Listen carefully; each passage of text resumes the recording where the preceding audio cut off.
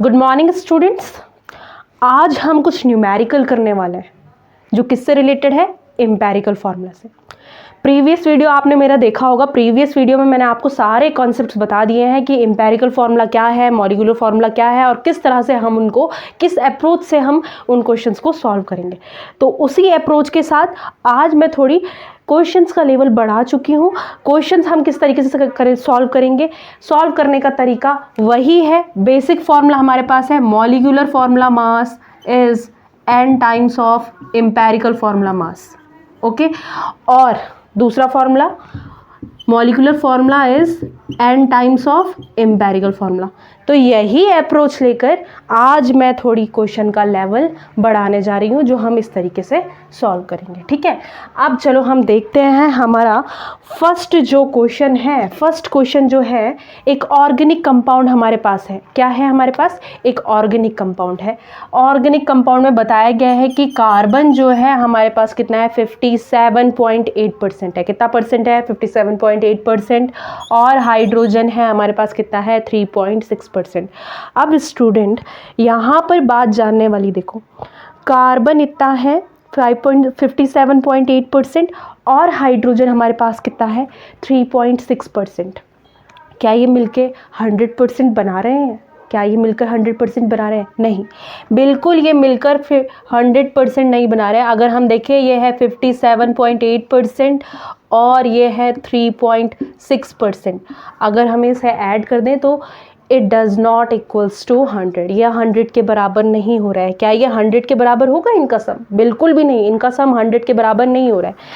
तो इससे क्या सिग्निफाई हो रहा है यहाँ पर, यानी कि जो रेस्ट ऑफ मास हमारे पास है, यानी कि कार्बन ने तो 57.8% ऑक्यूपाई किया और हाइड्रोजन ने 3.6% ऑक्यूपाई किया है, लेकिन रेस्ट मास जो ऑक्यूपाई किया है वो किसने किया है? ऑक्सीजन ने। तो देखो किस तरीके से हम ऑक्सीजन का मास निकाल देंगे भाई, परसेंटेज कैसे निकाल देंगे। टोटल परसेंट हमें पता है 100% होता है। कितना परसेंट होता है? 100%। एंड इससे हम क्या माइनस कर देंगे? कार्बन और हाइड्रोजन का परसेंट माइनस कर देंगे। कार्बन एंड हाइड्रोजन का परसेंट माइनस कर देंगे। तो हमारे पास फाइनल आंसर कितना आ जाएगा? 38.6%।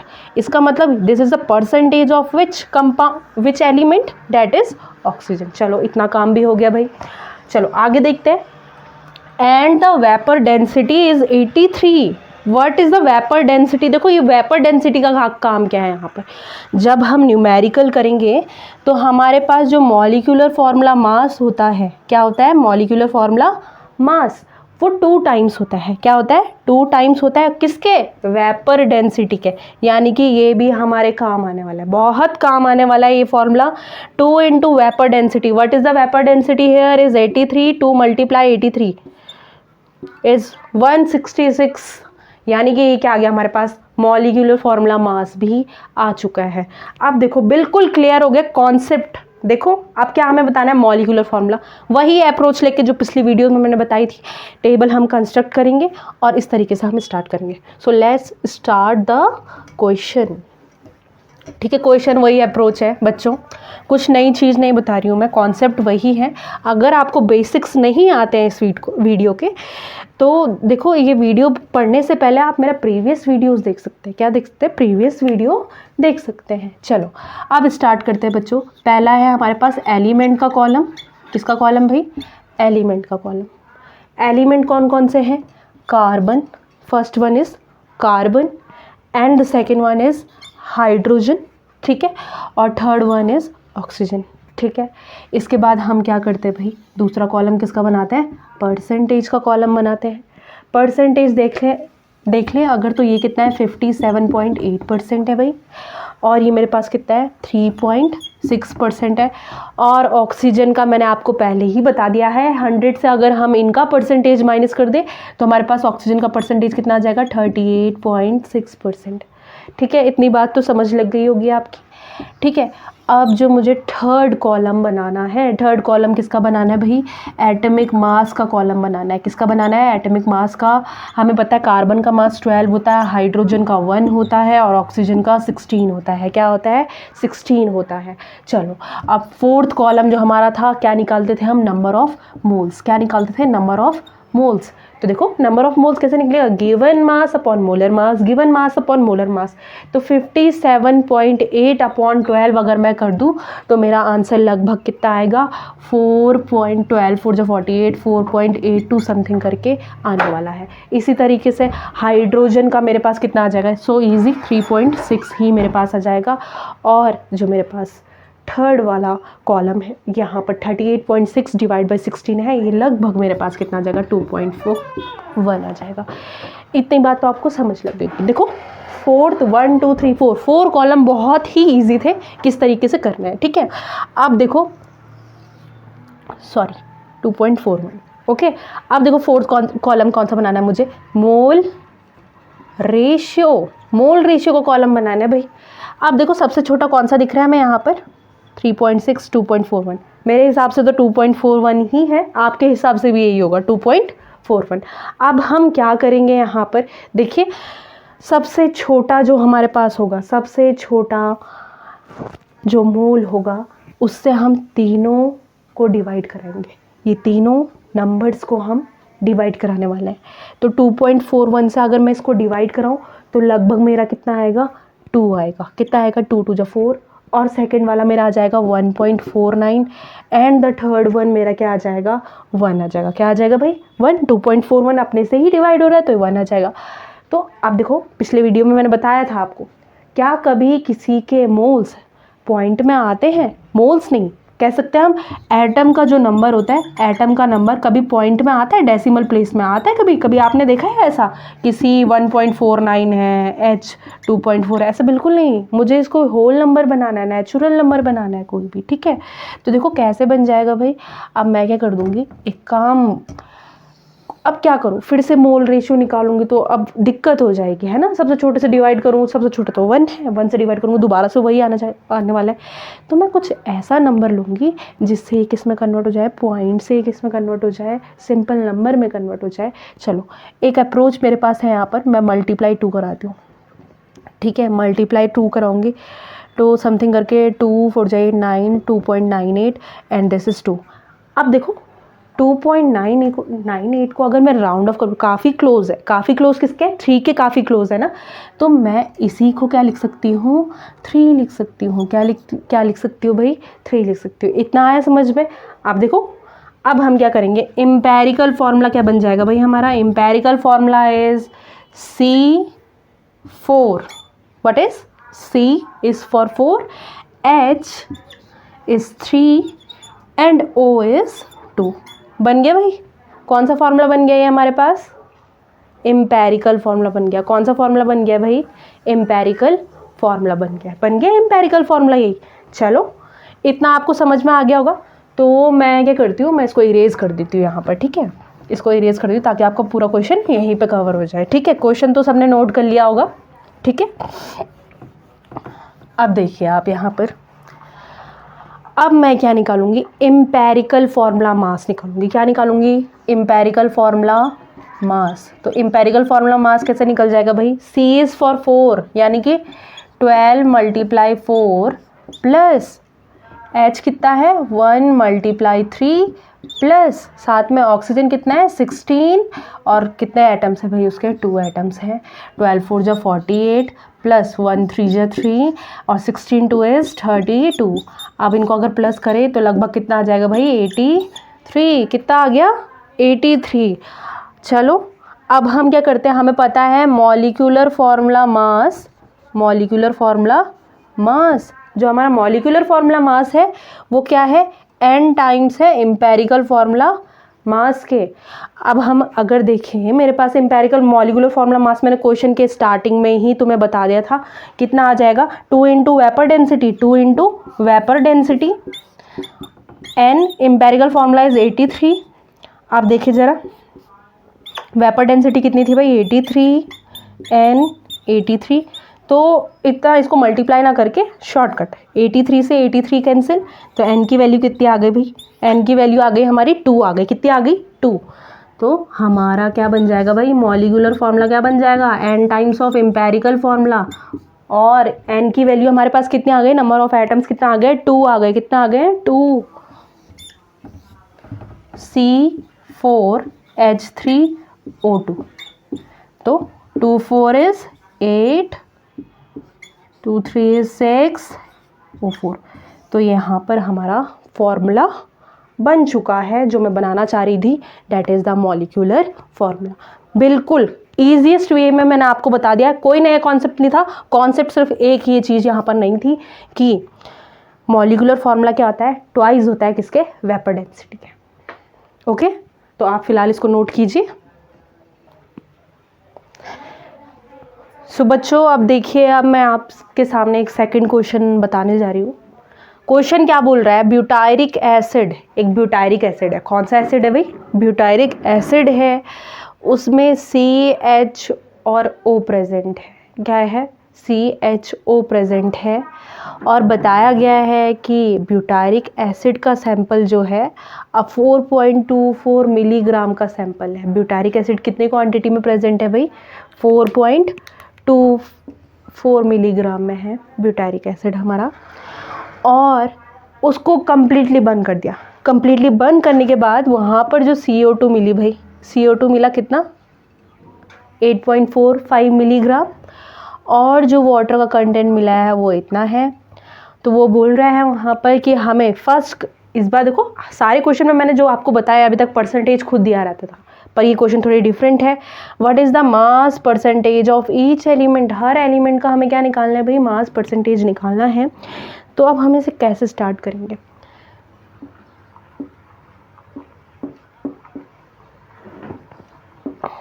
यूनिटरी मेथड तो सबने सुना होगा भाई।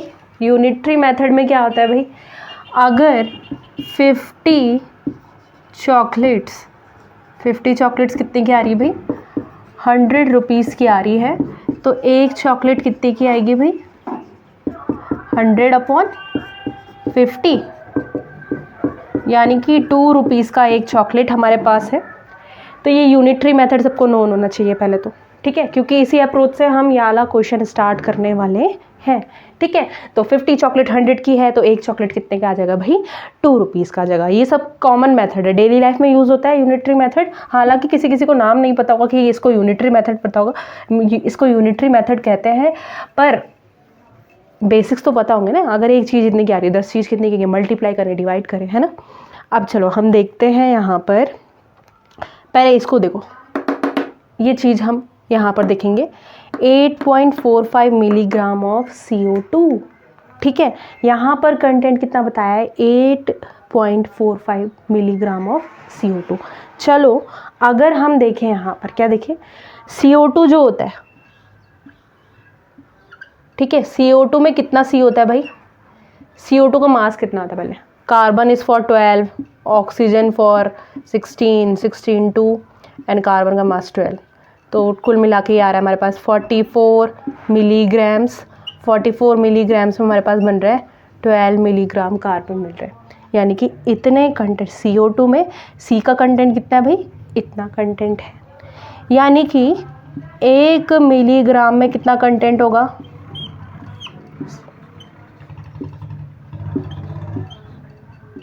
इतना। ठीक है, बिल्कुल बेसिक चीज़ें हैं। इतने CO2 में 44 मिलीग्राम CO2 में कितना C था, 12 मिलीग्राम। तो 1 मिलीग्राम CO2 में कितना C होगा भाई, 12/44 मिलीग्राम। अब तुम खुद ही देखो 8.45 मिलीग्राम में कितना होगा भाई, फिर जब हमें एक का पता है, तो 8.4 मिलीग्राम में कितना होगा, 12/44 मल्टीप्लाई 8.4 मिलीग्राम्स ऑफ कार्बन।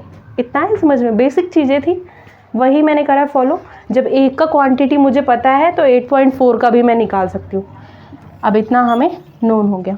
ठीक है, अब इसके बाद मुझे क्या निकालना है, इसका परसेंटेज निकालना है। क्या निकालना है, परसेंटेज निकालना है। किसका निकालना है, कार्बन का, किसमें, इन ब्यूटायरिक एसिड। कौन सा एसिड में, ब्यूटायरिक एसिड में। ठीक है, चलो कैसे निकालते हैं परसेंटेज, सबको पता है ना कैसे निकालते हैं परसेंटेज ऑफ कार्बन, कैसे निकलेगा भाई। ठीक है, कितना वेट है हमारे पास कार्बन का, 12/44 मल्टीप्लाई 8.4। ठीक है, कितना मास है हमारे पास कार्बन का, इतना, ठीक है। और टोटल मास हमारे पास दिया गया है कितना है, 4.24 मिलीग्राम, 4.24 मिलीग्राम। और परसेंटेज आप सभी को पता है कैसे निकालते हैं, मल्टीप्लाई 100। तो जब हम इसकी कैलकुलेशन करेंगे, क्या करेंगे, कैलकुलेशन करेंगे, तो लगभग हमारे पास परसेंटेज ऑफ कार्बन क्या आ जाएगा भाई, 54.3, कितना आ जाएगा, 54.3%, ठीक है।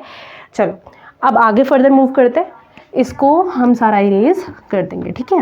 मेरे पास स्पेस कम है इसीलिए मैं यहीं पर एडजस्ट करना चाह रही हूँ, ठीक है।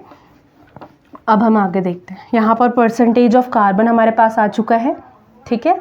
चलो अब सेकंड, अब हम किस चीज़ में फोकस करने वाले हैं, वाटर में फोकस करने वाले हैं। किस में, वाटर में, वाटर में फोकस करने वाले हैं। किस में, वाटर में, ठीक है।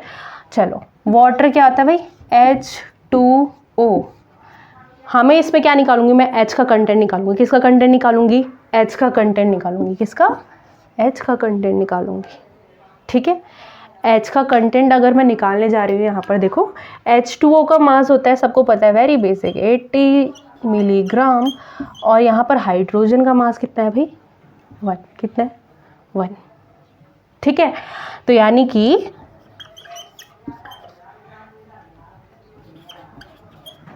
एटीन मिलीग्राम H2O में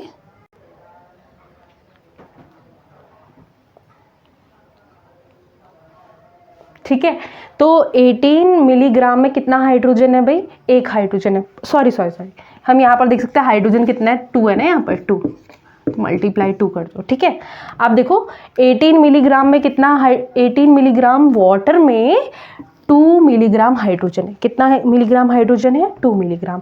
तो यानी कि 1 मिलीग्राम H2O में कितना हाइड्रोजन होगा भाई, 2/18 मिलीग्राम्स ऑफ हाइड्रोजन। इतना बेसिक चीज़ थी।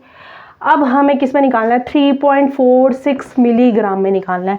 तो 3.46 मिलीग्राम में कितना आ जाएगा, ऑफ H2O में कितना हाइड्रोजन का कंटेंट आ जाएगा, 2/18 मल्टीप्लाई 3.46 मिलीग्राम्स ऑफ हाइड्रोजन, है ना। कैसे निकालते हैं इसे, मैंने निकाल दिया कि एक चीज़ की कीमत इतनी है तो इतनी चीज़ की कीमत कैसे आएगी, ठीक है। अब देखो मेरे पास इतना आ चुका है यहाँ पर, है ना।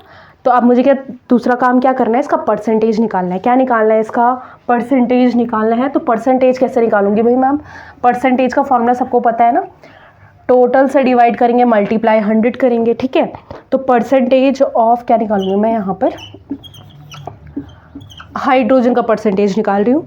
तो हाइड्रोजन का मास मेरे पास आ गया है 2/18 मल्टीप्लाई 3.6 मिलीग्राम। टोटल मास मुझे पता है ब्यूटारिक एसिड का कितना है भाई, 4.24 है, और मल्टीप्लाई 100 है, ठीक है। इसके अगर मैं कैलकुलेशन करने जाऊँ तो कैलकुलेशन में इसको कैलकुलेट करके कितना आ रहा है, 90%। कितना आ जाएगा यहाँ पर, 90%, ठीक है। तो दो चीज़, तो यहाँ पर देखो मुझे लगभग ये मिल जाएगा, एक बार मैं इसको चेक कर लेती हूँ, 3.6 समथिंग करके, ये देखो 9% मिल जाएगा मुझे। कितना मिल जाएगा भाई, इसका 9% मिल जाएगा, ठीक है। चलो 9.0 आया था, वही मैंने 9% लिख दिया है, ठीक है। अब चलो, तो जो चीज़ मेरे पास मिल गई है वो तो है परसेंटेज ऑफ हाइड्रोजन, और दूसरा मेरे पास क्या है, परसेंटेज ऑफ कार्बन। क्या मिल गया है, परसेंटेज ऑफ कार्बन मिल गया है, ठीक है। तो देखें अगर हम परसेंटेज ऑफ कार्बन और परसेंटेज ऑफ हाइड्रोजन मेरे पास मिल चुका है। कार्बन का है 54.3% और मेरे पास इसका मिल गया है हाइड्रोजन का कितना, 9%, ठीक है। अब देखो ऑक्सीजन का परसेंट कैसे निकालेंगे भाई, ऑक्सीजन के लिए there is a no need of long calculation जो हमने अभी करी है, ठीक है, क्योंकि वैसा कुछ हिंट भी हमारे पास नहीं दे रखा है शायद, है ना। चलो हिंट भी दे रखा है, हम निकाल सकते थे हाइड्रोजन वाले से, पर हमें क्या करना है, जल्दी से जल्दी अपना क्वेश्चन करना है भाई। टोटल परसेंट कितना होता है 100, 100 से हम कितना परसेंट माइनस कराए, अगर सी और एच का परसेंट माइनस करा दे, सी और एच का परसेंट माइनस करा दे तो हमारे पास ऑक्सीजन का परसेंटेज आ जाएगा, यानी कि 100। चलो इसको माइनस करते, इसको पहले प्लस कर लेते हैं हम यहाँ पर 10, 11, 12, 13 समथिंग करके 63.3, तो हमारा आंसर आ जाएगा 36.7%। ये ऑक्सीजन का हमारे पास क्या आ गया भाई, परसेंटेज आ गया है। तो हम लिख सकते हैं ऑक्सीजन का परसेंटेज हमारे पास कितना है 36.7%। ठीक है, अब देखो क्वेश्चन बिल्कुल सही तरीके से सॉल्व हो चुका है ना। हमारा फर्स्ट पार्ट क्या था, हमें ब्यूटायरिक एसिड के जो एलिमेंट थे उनका क्या निकालना था, परसेंटेज निकालना था। परसेंटेज मैंने आपको बता दिया कि किस तरीके से निकालेंगे, by using the basic concept of unitary method. अब देखो बच्चों, यहाँ पर हमारे पास जो सेकंड क्वेश्चन है, सेकंड क्वेश्चन में हमारे पास दिख रहा है हमें क्या निकालना है, molecular mass of butyric acid was determined by experiment। Molecular mass हमें दिया गया है, हमें मॉलिक्यूलर फॉर्मूला निकालना है। तो बच्चों वही लॉन्ग मेथड फिर से आप यूज़ करेंगे जो मैंने पिछले क्वेश्चन में बताया है। पहले एलिमेंट का टेबल बनाएंगे, फिर परसेंटेज का टेबल बनाएंगे, फिर उसके बाद मोल का और मोल रेशियो आप कैलकुलेट करेंगे। वही टेबल को फॉलो अप करना है। बाकी मैंने आपको निकाल के दे दिया है कि कार्बन का परसेंटेज क्या है ईजीएस्ट वे में, और आपको आंसर चेक करना है। तो आंसर कैसे चेक करेंगे भाई, आंसर कैसे चेक करेंगे, दिस इज ब्यूटायरिक एसिड। कौन सा एसिड है ये, ब्यूटायरिक एसिड है। तो ब्यूटायरिक एसिड देखो कैसे बनेगा भाई, मेथ एथ प्रोप ब्यूट, एसिड है तो COH, यहाँ पर CH2, CH2 और CH3 है ना। तो C कितना हो गया 4 हो गया हमारे पास, हाइड्रोजन कितना हो गया 3, 4, 5, 6, 7 एंड 8, और ऑक्सीजन कितना हो गया 2। अब आप सभी बोल रहे होंगे कि हमने जब हमें मॉलिक्यूलर फॉर्मूला ही निकाला था वो तो हमें नोन है भाई, ब्यूटायरिक एसिड है ना, तो हमने इतना लंबा मेथड क्यों कर दिया।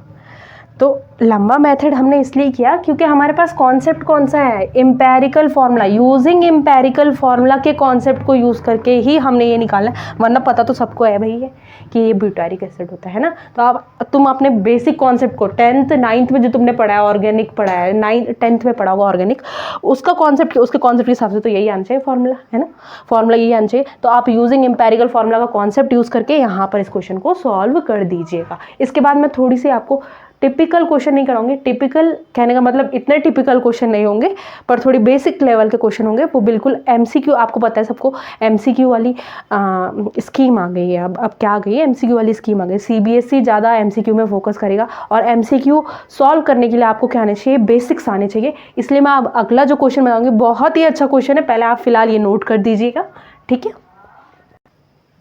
स्टूडेंट्स। अब देखो अगला क्वेश्चन क्या है हमारा, in a compound an element of mass, वो एलिमेंट दे दिया है, एक A मास का एलिमेंट दे दिया है। A उसका मास है कितना 16 है, कितना है 16 है, और उसका परसेंटेज इतना है, ठीक है। और फिर इसने बोला शेयर एंड अनदर ऑफ, ये शायद भी होना चाहिए था क्योंकि A के जैसा एलिमेंट अलग अलग परसेंटेज में थोड़ी ना होगा प्रेजेंट, ठीक है।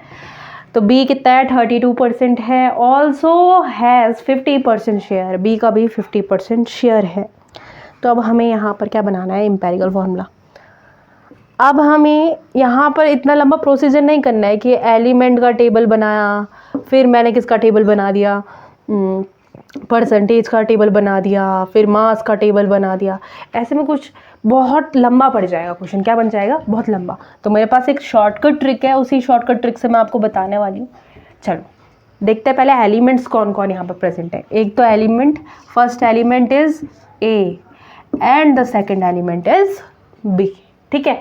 चलो मासेस देखते हैं भाई, A का मास कितना है 16, B का मास है कितना 32। अगर मैं इनका रेशियो निकालूं 16 1 is 16, 16 2 is 32, ठीक है। तो यहाँ पर कैसे बन जाएगा भाई मेरा फॉर्मूला, समथिंग ऐसे करके क्रिस क्रॉस कर देंगे, criss cross A2 and B for 1। यहाँ पर B को शो करने की ज़रूरत नहीं है, B को शो करने की। तो देखिए अब ये हमारा फॉर्मूला कुछ ऐसा बन चुका है A2B, पर मुझे क्या कैलकुलेट करना है, एम्पेरिकल फार्मूला कैलकुलेट करना है। तो अब देखिए ज़रा परसेंटेज, परसेंटेज कितना है भाई, A का परसेंटेज कितना है 50 एंड B का परसेंटेज भी हमारे पास क्या है 50, तो अगर मैं इनका रेशियो निकाल दूँ तो डेट इज़ 1:1। अब मैं जो ये परसेंटेज आया है ना, इस परसेंटेज को उससे मल्टीप्लाई करना है। किससे? ए का परसेंट कितना है? 1%, और बी का परसेंटेज का रेशियो कितना आ गया भाई? वो भी 1 आ गया। तो अगर मैं 1 का मल्टीप्लाई कराऊँ, A2 से भी 1 का मल्टीप्लाई कराऊँ और B से भी किसका मल्टीप्लाई कराऊँ? 1 से, तो हमारे पास एम्पेरिकल फॉर्मूला क्या बन जाएगा? A2B। तो this is our empirical formula. इस तरीके से हम इन क्वेश्चंस को करेंगे, ठीक है। अगला क्वेश्चन आके स्टूडेंट, अब हमारे पास क्वेश्चन है in a compound element of mass A. एक एलिमेंट ए है और एक एलिमेंट बी है। अगर हम इनके मासेस देखें, इसका मास है 10 और इसका मास है 20। कितना है? 20 है, ठीक है। मैं रेशियो निकालूँ तो 1:2, क्रिस क्रॉस करें तो क्या बन जाएगा भाई? A2 एंड B1 को शो करने की ज़रूरत नहीं है। अब हम देखेंगे यहाँ पर किसका? परसेंटेज का रेशियो। किसका रेशियो भाई? परसेंटेज का रेशियो। परसेंटेज क्या दिया है A और B का? A का परसेंटेज दिया है हमें 40 और B का परसेंटेज हमें दिया है 60। कितना दिया है? 60 के 10 4 जा 40, 10 6 जा 60, 2 2 जा 4 एंड 2 is 3, ठीक है। 2:3। पिछले क्वेश्चन की ही तरह हम इसका परसेंटेज इसके साथ मल्टीप्लाई कराएंगे और B का परसेंटेज B के साथ मल्टीप्लाई कराएंगे। तो A का परसेंटेज इसके साथ मल्टीप्लाई कराओ भाई, A के साथ 2 2 4 हो जाएगा, और B का परसेंटेज B के साथ मल्टीप्लाई कराओ भाई, B 3 हो जाएगा। A4B3 is the empirical formula for this compound. देखो, आज मैंने आपको जो 4 क्वेश्चन कराए, go through this questions again, आपको बिल्कुल कॉन्सेप्ट पता लग जाएंगे। बाकी अगली वीडियोस में मैं आपको बताने जा रही हूँ मोल कॉन्सेप्ट। सो बिल्कुल पहले आप अपना ये तैयार रख दीजिए, एम्पेरिकल फार्मूला। इसके पॉसिबल जितने भी पॉसिबल MCQs है आप ट्राई करें, और जो क्वेश्चन आपको आते नहीं है आप कमेंट सेक्शन में बता सकते हैं कि हमें ये प्रॉब्लम इस क्वेश्चन में हो रही है, ठीक है। Thank you for watching my video.